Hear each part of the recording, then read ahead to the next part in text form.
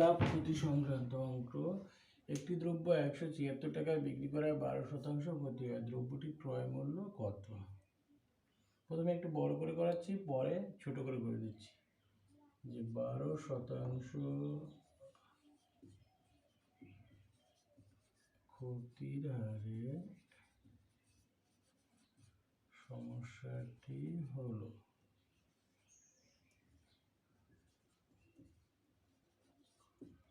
ক্রয় মূল্য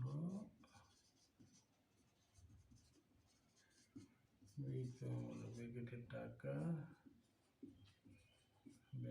টাকা যে ক্রয় মূল্য যদি 100 হয়, বিক্রয় মূল্য হবে 100 বিয়োগ 12, 88 টাকা।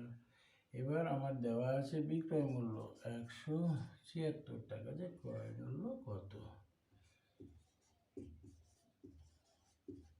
নির্ণয় ক্রয় মূল্য। প্রথমে 100 লিখে গুণন দিয়ে ডিভাইডেড বাই দিয়ে দিলাম। ক্রয় মূল্য ও বিক্রয় মূল্যের মধ্যে হচ্ছে সরল সম্পর্ক। যখন সরল সম্পর্ক হবে, এটা উপরে যাবে, এটা নিচে হবে।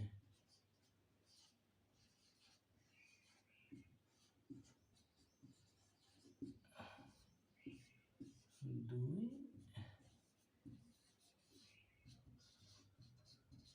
200 টাকা। একটু সহজ ছোট করে দেখাচ্ছি, যারা চাকরি পরীক্ষা দিচ্ছ এবার তাদের কাজে লাগবে। যে দেওয়া আছে